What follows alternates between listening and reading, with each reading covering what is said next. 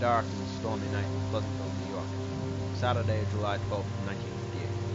It was drizzling like God was listening to a sad song. It's a pretty woman makes for a pretty corpse. Eleanor Anthony wasn't a bad man. He wasn't a saint. He wasn't superhuman or especially inferior. He was just a man who'd had a bad day at work and then a bad night at home. Honey, I'm home. I'm leaving you. You're a two-timing crook who's going straight to hell. You don't have the guts. My mother said that you were a good-for-nothing adulterer. Your mother doesn't know up from down. I'll be insulted like this in my own home. Sit down. You're embarrassing yourself. Finally, that executive class wife was checking out. Theodore was at least half as powerful to stop her as he thought he was. You're hurting my arm. Suddenly, they were in the middle of the quarrel and neither of them could lose. Eleanor walked out of that door. Eleanor, get back here right now. Oh, what? Or, Eleanor, I won't let you malign my reputation with this talk of divorce. Call me Griswold. Fitting name for such a hopeless man. Somewhere in this greasy cesspool, the color of a man's skin is enough motive to bury a bullet in his back. And there's not a damn thing I can do about it. My sorry state is somewhere between cynicism and uselessness. But hey, there's liquor. Mr. Hope, Mr. Hope. What do you want? There's a case. For God's sake, don't keep me waiting. Murder in Pleasantville, sir.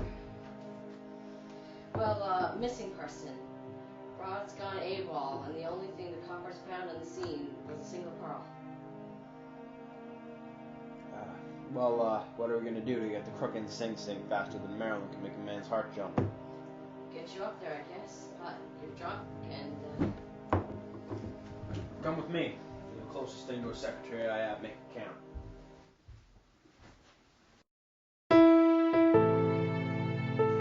The victim is a 24-year-old housewife reported missing by her husband at 1:12 a.m., July 13th, 1958, Pleasantville, New York. I suspect murder. No body found on the scene. Just a string of pearls. Prints being pulled. Suggests a struggle. Smell of bleach. A cleaned-up crime scene. No physical evidence found on site. Prime suspect, Eleanor Anthony, husband.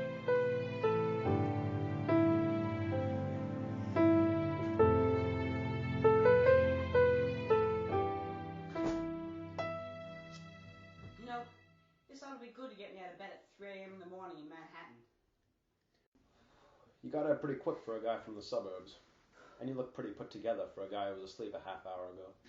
Well, you look pretty drunk for a man who should be sober. Can I fix you a drink? Maybe a dry martini?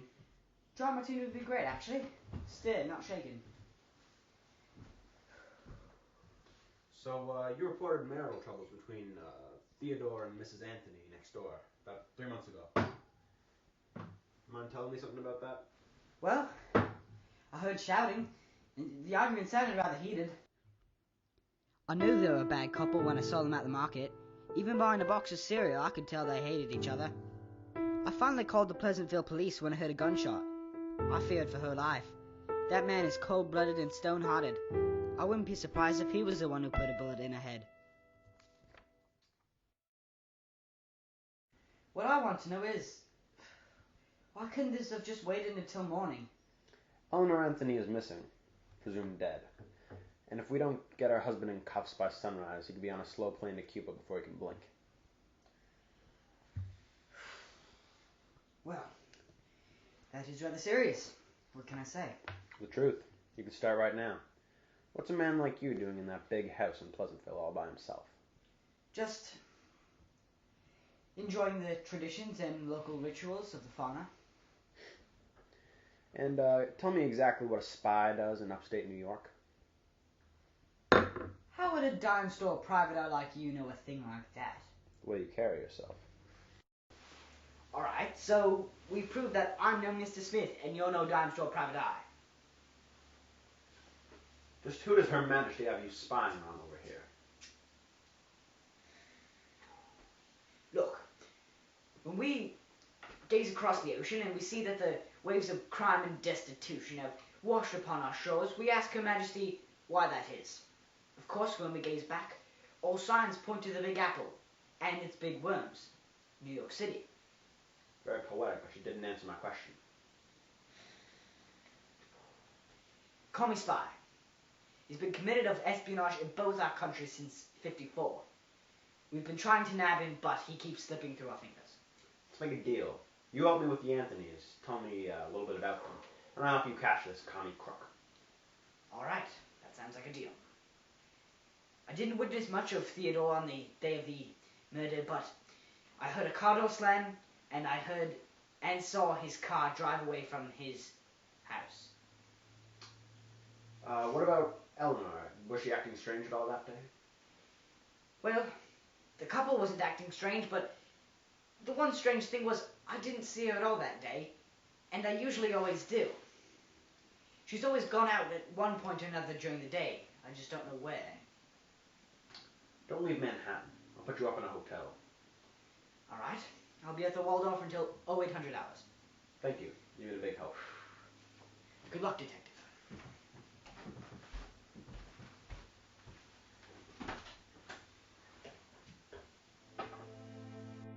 2:49 a.m. I'm not tired, though I haven't slept.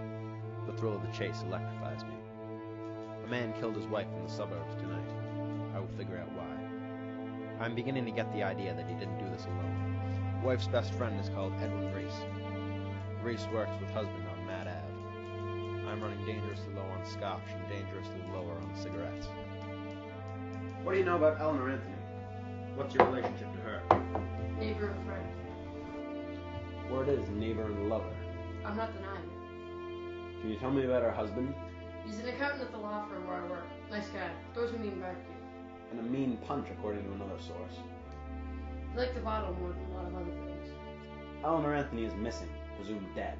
Don't suppose you know anything about that? Damn, I had no idea. No, you didn't. Who killed her?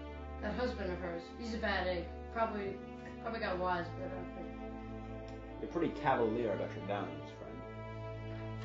You're pretty keen to toss around some big words, friend. Are you a married man, Reese? Yes, sir. 15 years to Maria Reese now. Mind telling me why you spend 3 nights a week at the Waldorf Hotel? A man has needs, Mr. Griswold. I should think a man in your position would know that. A man in my position, Mr. Reese? Single in Manhattan, greatest city on earth. Unlike you, I'm married to the job. It shows. I know Sam that can carry a better conversation. Have you ever met John Harrison?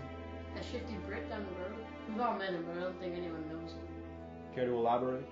He spends all his nights in the city. Never talks to anyone. Always watching people. He's like a watchdog. He's a shady kind of guy. A real mystery. Lives in the old blue house. God knows what he does cooped up in there all day. Sometimes I'd see him going to the Anthony's, but he'd always come out angry. Seems like some kind of sketchy business to me. 2 Brits on one street? Any relation? Jeez, I don't know. I don't know anything about the guy. I just see him skulking around sometimes. You don't know much about her. You go into her home, have a good time. You don't know 2 ways about her? That doesn't add up. We don't talk much. Go figure. Can you tell me any more about Ted Anthony? He's possessive and paranoid, and when it comes to nights at the Waldorf, he's as bad as me. Geez, what is it with you Madison Avenue men? Don't you have any morals? Morals are too expensive, Mr. Hope. When I'm not just on Mad Avenue, so I'm a newspaperman. You know. Journalism is even shady. Hell, if I was an advertising man, I'd be the devil himself. You make a swell impression, Reese. Hey, I say what's on my mind. Is that a crime? Maybe. Don't leave town. Is it true? Are you really a commie spy? I'm a journalist. I'm a free thinker. I tell the truth. I'm no spy. You're on a communist newspaper. You lived 2 years in the USSR. Married a Russian woman. I don't buy it. You're a deviant. A wildcat. Look, I might not like Ike, but that doesn't mean I go around shooting married women from the Bronx. Prove it. How do I know she didn't make you a little mad after a night out on the town? I'm just not that kind of guy. And to prove it, I'll help you out. I'll help you catch his crook. You're a stand-up guy, Reese. Yeah, well anyway, you want to talk to her husband. He did it, I bet. She was no saint, but she didn't deserve what she got. She was a real lady. I'm still a little confused. Help me understand. Operator tells me you're the last person in this world Eleanor Anthony talked to. other than whoever shot her. What did she say? I just called to check up on her. She's been so distant, so out of touch. I just needed to call her and check to see if everything was okay. Now, if I told you the operator was listening and remembered exactly what you said, would you change your tune? You're all bluffs, Luke. You know that? Sounds a lot like your paper, friend. And is that a risk you're willing to take? I'm not making the last real newspaper in America. I play poker with a few friends. I hunt. Either way, I can tell both of them out. Don't leave town. I'll know if you do. Alright. But I just hope you nab this guy. We should fire for this. Just like your friends, the Rosenbergs? I'm no spy, man. I'm just a guy that lives down the street with an IBM Model B and a little too much freedom. No such thing as too much freedom. According to the First Amendment, you can print whatever you want. But murder ain't protected in the U.S. Constitution. I'm about to interrogate Theodore Anthony. He killed his wife. Of this I am sure. But I need the last shred of proof. Could this murder stretch far beyond a sudden shooting? Perhaps this was planned far in advance. 3:36 a.m. My resolve is wavering. But time is of the essence. Every second I waste, a suspect is hopping ship to Havana. I cannot let that happen. I'm not sure what compels me to avenge the death of Eleanor Anthony. She was every inch unexceptional. She had her average, ordinary, childless life in the suburbs of New York. She had her cheap affairs and an angry husband too afraid to let her go. But in some way, I feel the need to see her murder face judgment for his crimes. Lord, I am tired. It is as if I have been running a marathon, but the finish line is nowhere in sight. Or perhaps it is as if I am drowning. The foamy waves of the sea splashing up around me, seconds turning to minutes, as I desperately try to regain some semblance of control over my humdrum, depressing life.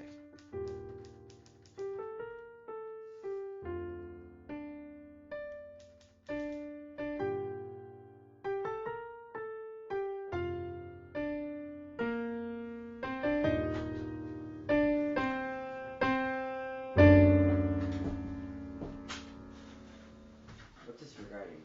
I was cleaning up some work in my office when I got this phone call.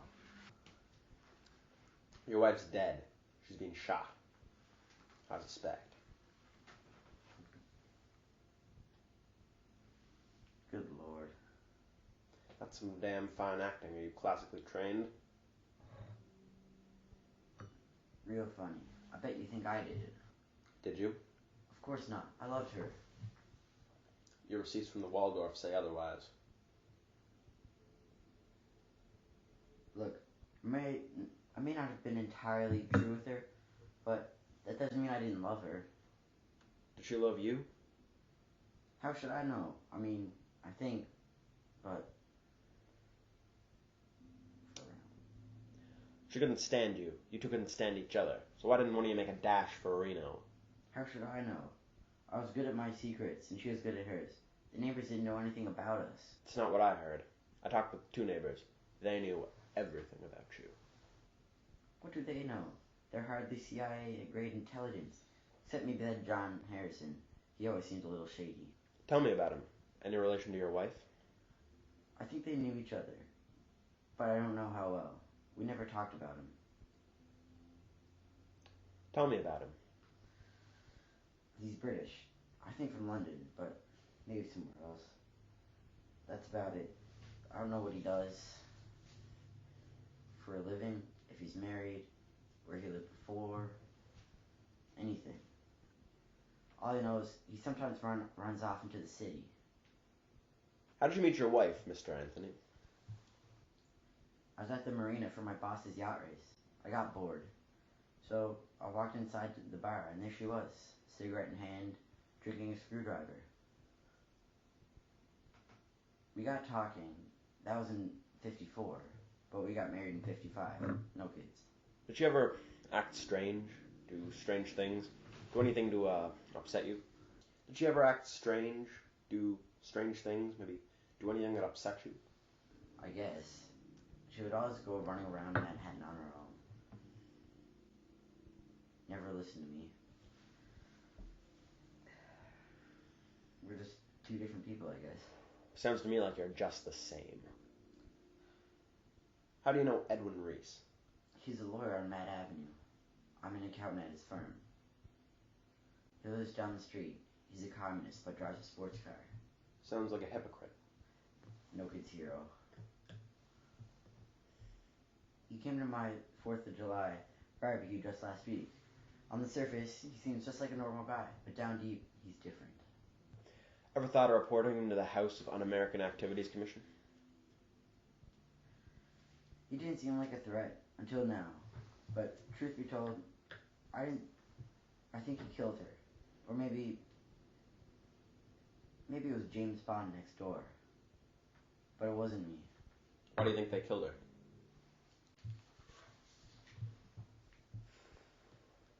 Isn't that your job to figure out? Sure is, Anthony. Why don't you tell me where you were all night? I already did, at my office. Anyone there see you?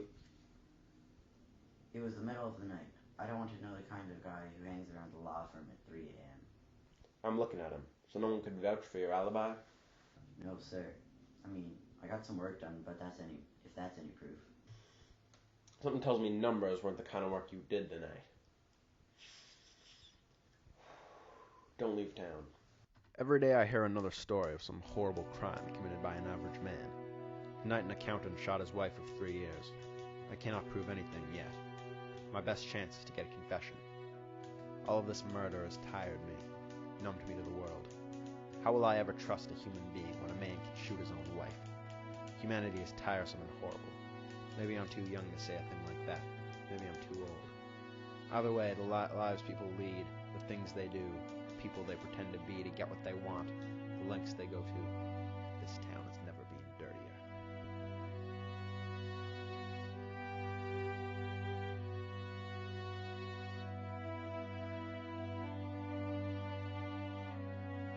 Do you know where Edwin Reese and John Harrison are? Because I'm having some hard time tracking them down for myself. I have no idea. A chartered plane took off this morning. It's en route to Havana as we speak. Reese? Harrison is also AWOL. British intelligence refuses to tell the CIA just where he is. So that proves they did it. See, not exactly. You ready to confess? Sure is. You see, Edwin Reese, aside from being a communist and an adulterer, is a lawyer. A lawyer can offer advice on the right way to go about getting a divorce. Edwin Reese was the last person to talk to Eleanor Anthony. But it wasn't just for the legal advice. See, I got the transcript from the operator. She told me part of what it was said when Edwin called her at 3:46 p.m. She threatened to tell old Eddie's wife about their affair. Every last detail. Every midnight rendezvous, every dirty meet-up. But I was in touch with the IRS. The paper is in the name of Maria Nadezhda Pavlova. If Edwin loses his wife, she gets the paper, and he couldn't bear it. So at 4:04 p.m., Edwin placed an anonymous call to Theodore Anthony before he left the office. Told him anonymously that his wife was looking to get a divorce, that she was cheating on him. Theodore couldn't have a divorce on his shoulders, not right when he was moving up in the firm. We talked to the one man who sees it all, every cheap trick, every dirty act, and asked him what he knew. That man was John Harrison. Harrison went to Oxford at the same time as one Eleanor Anthony. Together they graduated from a degree in history. But I got a hold on some paperwork. Eleanor Anthony was born Eleanor Regina Harrison, sister of John Orville Harrison. Now I know what you're thinking. Why would a man want to kill his own sister? It's quite simple. Harrison is a spy. His sister knew all about it when she helped him find a house on her block. But one night, after a little too much of that drinky drink at the Anthony house, they got to talking, and old Johnny Boy spilled his guts about exactly who he was spying on. Edwin Reese, a lawyer who didn't just have a communist paper or a communist wife. He was a communist spy. John got real worried that while his sister was on the pillow, she might tell her lover to get out of town and run for Havana. So he told Eleanor's husband about her shenanigans. Told him all about the affairs and the midnight meeting with the communist, every last dirty detail. And then they started talking about more than his wife. They started talking about how to clean up a crime scene, how to get blood off cream-colored car upholstery like the stuff inside a Ford 56 Corvette. The exact same car owned by one Edwin Reese, and the car used to get rid of the body. Not a coincidence. John also told his new friend how to bleach his front steps and leave no trace. didn't count on one thing. John Harrison told me he saw Theodore Anthony's car leave the scene of the crime. When I went back for my check, it was right there. Absent, however, was a '56 Corvette from next door. But there's one more thing we forgot about. A single string of pearls. The string of pearls that was a gift from Edwin Reese, and a string of pearls that he touched as he pumped it around her neck. A pearl containing not just his fingerprints or hers, but Theodore's own. And, well, my own. That's another tale. Oh, but there's more. John told Teddy how to make this whole dog and pony show look like an accident, or at least a spur-of-the-moment unplanned crime of passion. But it wasn't. It was deliberate and meticulously planned, using a three-way call between Reese and Harrison and Anthony at 5:43 p.m. They pieced together their alibis. They discussed where they were going to hide the body. The body, the one thing stopping me from cracking this case and getting the proof I needed. You were careful. You got a private line, so the operator couldn't hear you talk. But people pick a familiar place when they're hiding a body. Places they've all been before. They're always significant and sometimes ironic. Edwin Reese owns a 68-foot yacht in the marina. The same marina where Theodore met his wife. The same marina where John Harrison first got wind of the communist conspiracy of Edwin. The same marina where police are now searching for Eleanor's body. You three were careful, but you weren't careful enough. Whether you wanted her dead for security or pride or vanity, you all wanted her dead. So you had her husband kill her in the dead of night for your own selfish reasons. You planned for everything. Except getting caught. Oh, yeah? Ah! Not so fast, wise guy. Don't come on, Anthony. Don't do anything you can't undo. Or I can pull that trigger and end my life, or make the ultimate sacrifice. Don't you dare think I won't. Maybe my office is surrounded by cops. You're bluffing. Am I? Which is more likely?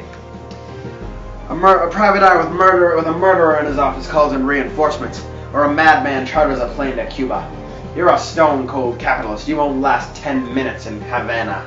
You won't pull that trigger. You don't have any backup guns. You'll let me get away. Look, Theodore, just put the gun down. It's not too late to negotiate. You're a funny guy, Hope. You know all well that if I go out there, I'll fry for this. None of you put the gun down. If you put the gun down and raise your hands and go out peacefully, you may spend the rest of your life in Sing Sing, but I don't think you'll fry for this. I've seen what happens to guys like me. Why should I trust a badge like you? I got no badge, kid. You just gotta trust me. Why? Because you're still alive. Just put the gun down.